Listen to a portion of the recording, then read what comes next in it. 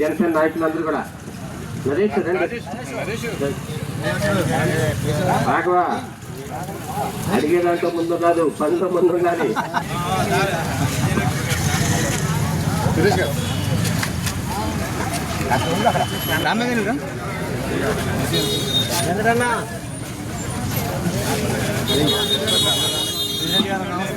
మురళి గారు అట్లాగే ఇంకా అనేక మంది నాయకులు గ్రామ స్థాయి నుంచి మండల స్థాయి వరకు నాయకులు అందరూ కూడా ఈ కార్యక్రమానికి రావటం, ఎందుకంటే ఇట్లాంటి మహనీయుల కార్యక్రమానికి ఎక్కువ మంది వచ్చి వాళ్ళు చేసిన త్యాగాలను ఒక్కసారి నెమరు వేసుకుంటూ ప్రతి సంవత్సరం జరుపుకుంటాం ఈ కార్యక్రమాలు. అయినప్పటికీ కూడా వాళ్ళ సేవలని మనం ఒక్కసారి భావించి ఈ కార్యక్రమానికి చాలా పెద్ద ఎత్తున 3 పార్టీల కూటమి అభ్యర్థులందరూ కూడా నాయకులు అందరూ కూడా ఈ కార్యక్రమానికి రావటం అనేది చాలా ఆనందదాయకం.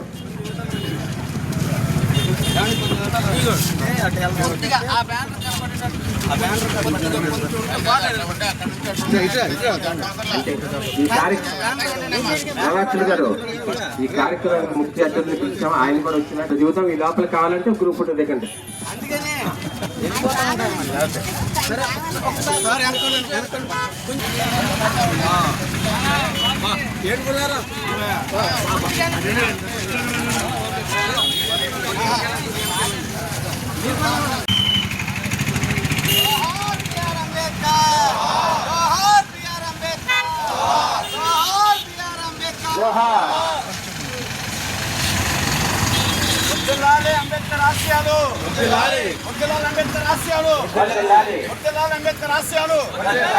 సందర్భంలో బాబు రాజ్యాంగ ఒక కమిటీ వేసి దాంట్లో 7 సభ్యులతో కృష్ణమాచార్య ఉంటుంది, ఎలా ఉండాలి, మన పెద్ద ప్రజాస్వామ్య దేశంలో అందరికీ సమానమైన హక్కులు ఉండాలి అనే ఉద్దేశంతో అంబేద్కర్ గారి నాయకత్వంలో వేయడం జరిగింది. దాంట్లో అధ్యక్షుడు రాజేంద్ర ప్రసాద్ గారు అయినప్పటికీ కూడా ఆయన ఒక బుక్లో రాసుకున్నారు. కృష్ణమాచార్య గారు కానీ రాజేంద్ర ప్రసాద్ గారు కానీ దీని సత్ఫలితాలు ఇచ్చినా దుష్ఫలితాలు ఇచ్చినా కానీ ఈ పూర్తిగా అంబేద్కర్ గారికే చెందుతాయి అని కూడా ఆయన బుక్లో రాసుకోవడం జరిగింది. అలాంటి సందర్భంలోనే అంబేద్కర్ గారు ఈ రాజ్యాంగాన్ని రచించి ముసాయిదాన్ని పార్లమెంట్లో ప్రవేశపెడతాం. ఆ తరువాత క్రమంలో అనేక రకాలుగా ఈ రాజ్యాంగాన్ని ఎన్నోసార్లు ఇట్ల కింద చదువుకుని ఒక ఉన్నత స్థాయికి ఎదిగి అట్లాగే భారతదేశ మొట్టమొదట న్యాయశాఖ మంత్రిగా కూడా ఆయన చేయడం జరిగింది. అట్లాగే బడుగు బలహీన వర్గాలకి రాజ్యాంగంలో హక్కులు సమానంగా ఉండాలి, సమాజం అంతా ఎదుగుదల. ఇంకా తర్వాత నాయకులు కూడా అనేక మార్పులు చేస్తూ ఇంకా పేద ప్రజల కోసం అనేక మంది వ్యక్తులు మనం చేసుకున్నాం. పూలే గారి జయంతి, అట్లాగే మొన్న జగజ్జీవన్ గారి, అట్లాగే అంబేద్కర్ గారి, ఇట్లా మహనీయులందరూ కూడా, ఎందుకంటే ఈ సందర్భంలో చెప్పొచ్చో లేదో తెలియదు కానీ నాకైతే మాత్రం ఆ నాయకులు ఈరోజు భారత నిర్మాత, మన భారతదేశానికి ముద్దుబిడ్డ, బలహీన వర్గాలకి దిశానిర్దేశ చేసిన వ్యక్తి మన అంబేద్కర్. అంబేద్కర్ గురించి ఎన్ని రోజులు చెప్పినా తరగదు. ఆ మహాన వ్యక్తి ఈ దేశంలో అనేక దేశాలు తిరిగి మరి రాజ్యాంగం పొందుపరిచిన వ్యక్తి అంబేద్కర్. అంబేద్కర్ ఒక కులానికో మతానికో రాజ్యాంగం రాయలేదు. అన్ని కులాలకి సమానంగా ఏ కులానికి ఏ మతానికి ఏ విధంగా ముందుకు నడవాలి, ఈ స్వతంత్రం వచ్చినాక ఈ భారతదేశంలో రాజ్యాంగం ఏ విధంగా ముందుకు నడవాలనే ఉద్దేశం మీద ఆ రోజున కమిటీ వేసి ఆ కమిటీలో ముఖ్య వ్యక్తిగా అంబేద్కర్ రాజ్యాంగం పొందుపరచడం. మరి ఈ రోజున ఈ మైక్ పెట్టుకుని నేను మాట్లాడుతున్నారంటే ఆయన పెట్టిన దీక్ష. మరి ఆ రోజున పార్లమెంట్ భవనంలో మన యునైటెడ్ ఫ్రంట్ చైర్మన్గా ఉన్న మన అన్న నందమూరి తారక రామారావు గారు, మరి రాజ్యాంగం పొందుపరిచిన వ్యక్తి మహానుభావుడు పార్లమెంట్లో భవనంలో విగ్రహం లేదని బాధపడి ఆ రోజునే ఒక విగ్రహం ఏర్పాటు చేసిన వ్యక్తి డాక్టర్ ఎన్టీ రామారావు గారు. మరి ఆ రోజున చిన్నచూపు చూశారు. మరి అలాంటి మహాన వ్యక్తి రాజ్యాంగం పొందుపరిస్తే మరి ఆ రోజున కొంతమంది ప్రభుత్వాలు ఆయన చిన్నచూపు చూశారు. కానీ అన్నిటికి ఎదుర్కొని అన్ని ఇబ్బందులు పడి మరి రాజ్యాంగం పొందుపరిచి మహామేధావి అయ్యాడు. మరి అలాంటి వ్యక్తిని మనం చాలా స్మరించుకోవాలి. వాళ్ళు విగ్రహాలు పెడతాం కాదు, జయంతులు చేయటమే కాదు, ఆయన పెట్టిన గైడ్లైన్స్ ప్రకారం మనం అందరం నడవాలి. కానీ ఏదో జయంతి రోజున మనం ఏదో కార్యక్రమం చేసుకోవడం కాదు. మరి మన ప్రతి పిల్లవాడిని చదివించుకుని ఉన్నత స్థితికి వెళ్ళాలనే ఉద్దేశం మీద మరి ఆయన అనేకమైన విద్యా బోధన చేశారు. మరి మన బలహీన వర్గాలు మరి ఆయన చేసిన మరి సంస్కరణలు కూడా మనం అందరం కూడా పాటించాలి. అప్పుడు పాటించినప్పుడే ఆయనకి ఆత్మశాంతి కలిగింది తప్ప వాడేదో జయంతులు వర్ధంతులు చేసుకోవడం వల్ల ఆయనకి ఆత్మశాంతి కలగదు. ఆయన రాజ్యాంగంలో పొందుపరిచిన ప్రతి వ్యక్తి కూడా మనం అందరం కూడా మరి ముందు నడిపించి మరి ఆయన రాజ్యాంగ ప్రకారం మనం ఈ రోజున పరిపాలన విధానం జరుగుతుందంటే మరి ఆయన ప్రపంచ మేధావి.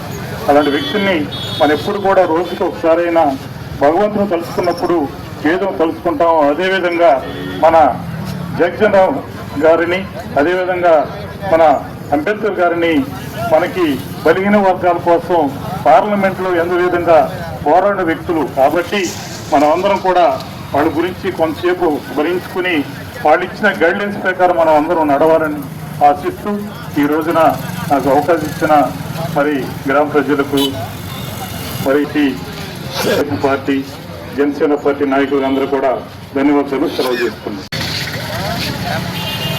అందరికీ నమస్కారం. ఈరోజు బాబాసాహెబ్ డాక్టర్ అంబేద్కర్ గారి 134వ జయంతి సందర్భంగా మనమందరము కూడా ఈ జయంతి వేడుకలు జరుపుకోవడానికి ఇక్కడికి విచ్చేసినందుకు ప్రతి ఒక్కరికి కూడా కృతజ్ఞతలు తెలియజేస్తున్నాను. సేకరించు, సమీక్షించు, బోధించు అనేటువంటి నినాదముతో ప్రపంచ మేధావి విద్యావేత్త డాక్టర్ బిఆర్ అంబేద్కర్ గారు కులమత విచక్షణ లేకుండా, లింగ భేదము లేకుండా సమానత్వము కొరకు చట్టపరంగా ప్రతి ఒక్కరూ కూడా సమానులే అనేటువంటి సమాజంలో సంఘ సంస్కరణలు చేసినటువంటి గొప్ప వ్యక్తి, మేధావి. ఈ దేశంలోనే ఆయన చేసినటువంటి సేవలు ఎంతో అమోఘమైనటువంటివి. వారినిత్యము కూడా ఏప్రిల్ 14న మనము జ్ఞాపకం చేసుకుంటూ ఇలాంటి జయంతులు ఎన్నో విధంగా మనం జరుపుకోవాల్సిందిగా తెలియజేస్తూ వారి బాటలో మనం నడుచుకునేలాగున ప్రతి ఒక్కరూ కూడా ముందుకు సాగాలని తెలియజేస్తూ నాకు ఇచ్చినటువంటి అవకాశాన్ని కృతజ్ఞతలు తెలియజేస్తున్నాను. బాబాసాహెబ్ అంబేద్కర్ గారి 134వ జయంతి శుభాకాంక్షలు అందరికీ. అంబేద్కర్ గారి పూర్తి పేరు భీమ్రావ్ రామ్జీ అంబేద్కర్. ఆయన 1891 ఏప్రిల్ 14వ తేదీన జన్మించారు. ఈ రోజుకి 34వ జయంతిని మనమందరం వైభవంగా జరుపుకున్నందుకు గర్విస్తున్నాం. ఎందుకంటే ఆయన ఎంతో మేధావి. మొట్టమొదటి న్యాయశాఖ మంత్రిగా పనిచేసినటువంటి ఖ్యాతి ఆయనకే దక్కింది. ఆయన న్యాయవాదిగా ఉండి అలాగే కుల వివక్షత, లింగ వివక్షత కోసం ఎంతో పోరాడి మన రాజ్యాంగ రచనా కమిటీ అధ్యక్షుడిగా ఎన్నో దేశాలని పర్యవేక్షించి, ఎన్నో చట్టాలని పర్యవేక్షించి ప్రపంచంలోనే లిఖితమైనటువంటి పెద్ద రాజ్యాంగాన్ని మనకి అందించినటువంటి ఘనత ఆయనకే దక్కింది. మరి ఆయన 1935లో ఒక వివాహం చేసుకున్నారు. ఆయన చనిపోవడం వలన మరలా 1948లో రెండవ వివాహం చేసుకోవడం జరిగింది. మరి ఆయన గాంధీకి ఆయనకి మధ్యలో విభేదాలు వస్తున్నప్పటికీ ఈ రాజ్యాంగంలో ఆయన రాజ్యాంగ భారం అంతా ఆయన మీదే పడిందని గాంధీ గారే మరి చెప్పడం జరిగింది. ఆ మొట్టమొదటిగా ఉన్నటువంటి 7 మెయిన్ సభ్యుల్లో ఒకరు ఢిల్లీలో రాజకీయ రంగాల్లో ఉండటం, ఇంకొకరు అమెరికా వెళ్ళటం, అలా మిగిలిన వాళ్ళంతా అటు ఇటు ఉండటం వలన పూర్తి భారం రాజ్యాంగ రచన కమిటీగా అధ్యక్షుడిగా ఈయన మీద ఎక్కువగా పడిందని చెప్పచ్చు. మరి పెద్ద లిఖిత రాజ్యాంగాన్ని మనకు అందించినటువంటి ఆయనకి భారతరత్న అవార్డును కూడా ఆయన చనిపోయిన తర్వాత 1990లో ఇవ్వడం గర్వకారణం.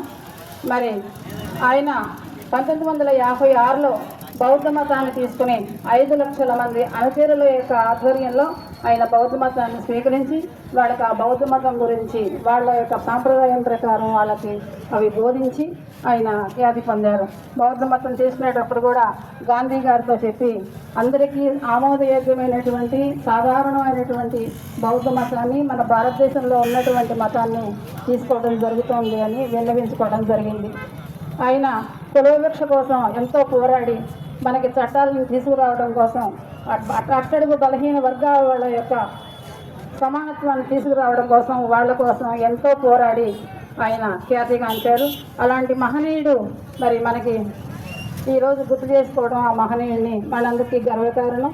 ఆయన బాటలో అందరూ అనుసరించి అందరూ కూడా ప్రాథమిక హక్కుల్ని అనుభవిస్తూ బాధ్యతల్ని భుజస్కంధాల మీద వేసుకుని మన కూటమి ప్రభుత్వం ఆచరిస్తున్నటువంటి యొక్క ఆశయాలు లక్ష్యాలకి మనందరం సహకరిస్తూ మరి మన ప్రభుత్వాన్ని అలాగే మన మండలాన్ని ముందుకు తీసుకెళ్లాలని ఆశిస్తూ మరొకసారి అంబేద్కర్ 134వ జయంతి శుభాకాంక్షలు తెలియజేస్తూ ముగిస్తున్నాం.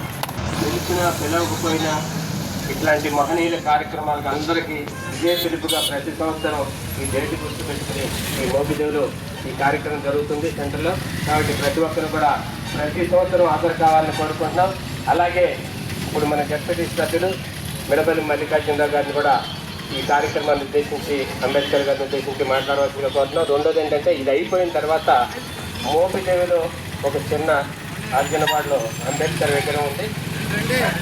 అక్కడ పూలమాలు వేసి మీటింగ్ ఏం లేదు, అక్కడ పూలమాలు వేసి నెక్స్ట్ పెదపూరు గ్రామం వెళ్ళాలి. అందరూ మల్లికార్జునరావు గారిని మాట్లాడవలసిందిగా కోరుతున్నాం.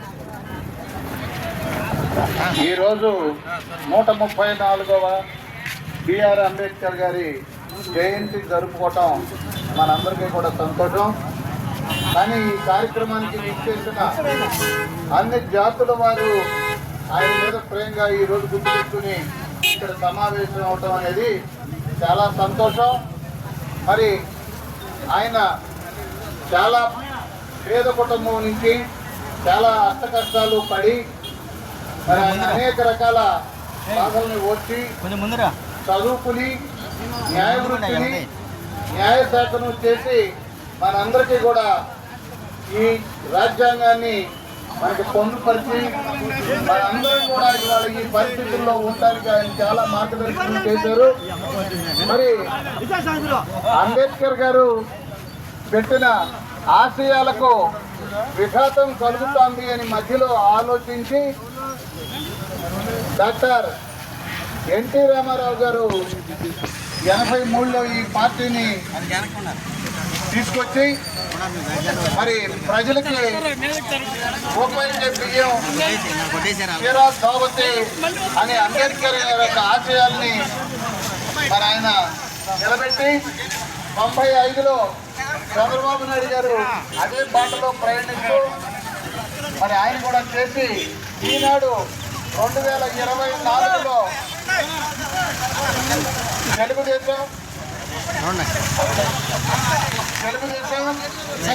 జనసేన బీజేపీ కలిసి ఒక కూటమిగా ఈ ప్రభుత్వాల ప్రజల్ని కాపాడాలని ముందుకొచ్చి ఒక కూటమిగా మంచి ప్రభుత్వాలని ప్రజలకు అందించాలని బిఆర్ అంబేద్కర్ ఆశయంతో ఈ కార్యక్రమం నడుస్తుంది.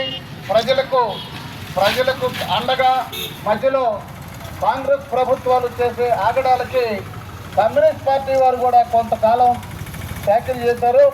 వారు కూడా పోరాడారు. వారి ఫలితాలుగా ఈరోజు ఉన్న పార్టీల కూటమి యొక్క ప్రభుత్వాల అండగా ప్రజలకు ఎప్పుడూ మనం ఉండాలని కోరుకుంటూ ఈ అవకాశం ఇచ్చిన పెద్దలకు ధన్యవాదాలు తెలుపుతూ సెలవు తీసుకుంటాం.